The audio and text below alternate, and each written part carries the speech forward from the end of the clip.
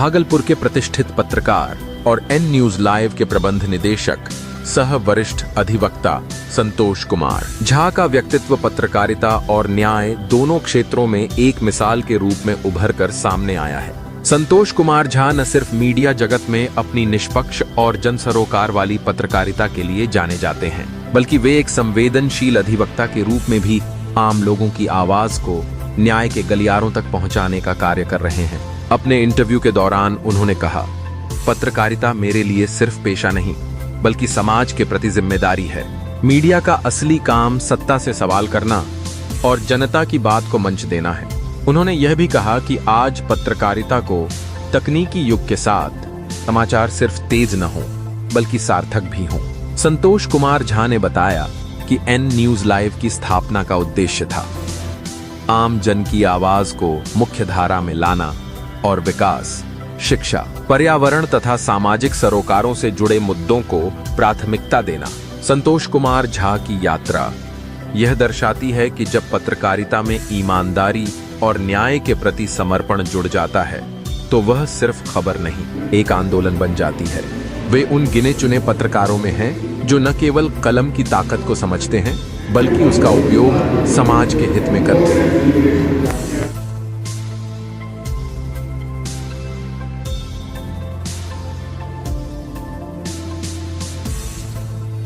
एक बार फिर से अपने चैनल पर आप सभी का स्वागत करता हूं। अभी हम बिहार के भागलपुर जिले के कहलगांव विधानसभा में और हमारे साथ कहलगांव के वरिष्ठ पत्रकार संतोष झा जी हैं। आइए इनसे हम बात करने का प्रयास करते हैं। आज हम लोग अनुमंडल कार्यालय में, यहाँ नॉमिनेशन का प्रक्रिया चल रहा है। कहलगांव विधानसभा, जैसे हम लोग पहले भी चर्चा किए थे कि हॉट सीट हो जाने वाला है चुनाव के समय, अब वही होते जा रहा है। जहाँ तक की बात की जाए अगर महागठबंधन की, तो महागठबंधन से कहलगांव में दो उम्मीदवार को उतारा जा रहा है। कल राजद का यहाँ पर नॉमिनेशन हुआ, अब उसके बाद से कांग्रेस का नॉमिनेशन की बात चल रही है। क्या संतोष जी, आप तो वरिष्ठ पत्रकार हैं, जानकार भी हैं, क्या इस पे आप क्या कहना चाहिए? देखिए, सबसे पहले तो आपके सभी दर्शकों को मेरा नमस्कार है।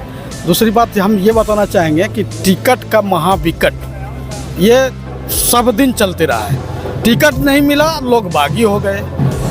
महागठबंधन है या एनडीए है या अन्य कोई भी पार्टी है, टिकट जैसे नहीं मिला, जिस पार्टी का गुणगान कर रहे थे कल से उसके बागी हो गए। ये चलते रहा, तो यहाँ भी ये सिलसिला अनवरत जारी है। कहीं ना कहीं तो यह भी हो सकता है ना कि आप किसी न किसी लोभ के वजह से पार्टी में जुड़े हुए थे। जो होता है, अगर हमको टिकट नहीं मिला, खाना नहीं मिला, तो हम दूसरे घर में चले जाएंगे। बस वही तो है, समाज सेवा एक प्रकार का दिखावा है। समाज सेवा से किसी को मतलब नहीं है। आप सामान्य सी बात लें, जिसको 5 करोड़ रुपया, वही तो चुनाव लड़ सकता है। एक तरह से तो यह भी बोला जाएगा महागठबंधन मिलकर जदयू को यहाँ से चुनाव जिता रही है। इस पर हम कुछ नहीं बताएंगे।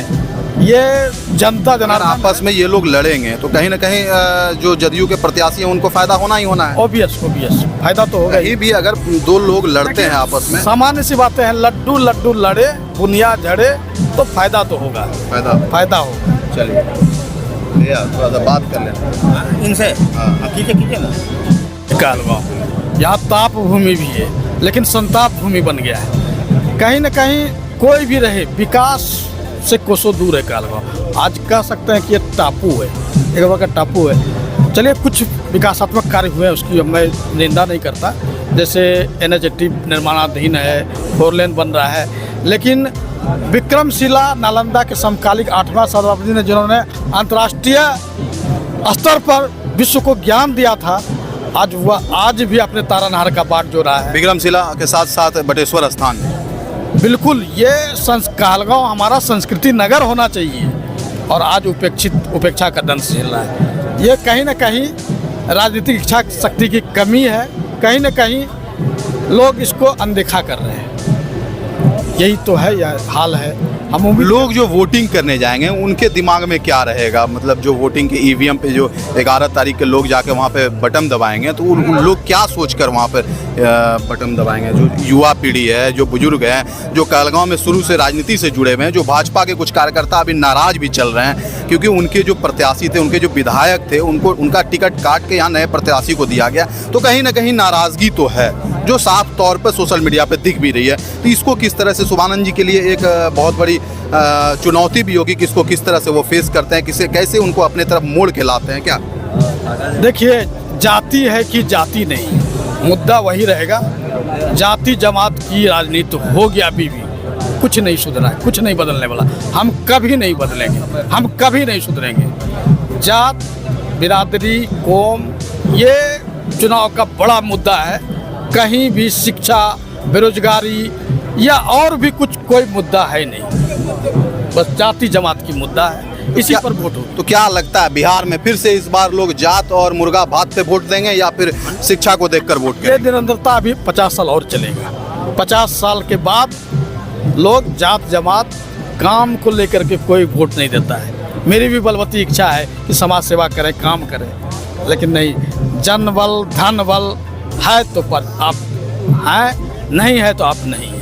चलिए, बहुत बहुत धन्यवाद। हमारे साथ वरिष्ठ पत्रकार संतोष झा जी थे, इनसे हम लोगों ने दिल की बात की। बाकी आप इस वीडियो के बारे में क्या सोचते हैं कमेंट बॉक्स में अवश्य बताएं। अगर आप हमारे इस वीडियो को YouTube पे देख रहे हैं तो चैनल को सब्सक्राइब कर लें, फेसबुक पर देख रहे हैं तो पेज को फॉलो कर लें। फिर से हम मिलेंगे एक नए जगह, एक नए लोगों के साथ। तब तक के लिए हमारे साथ बने रहें। जय हिंद, जय भारत।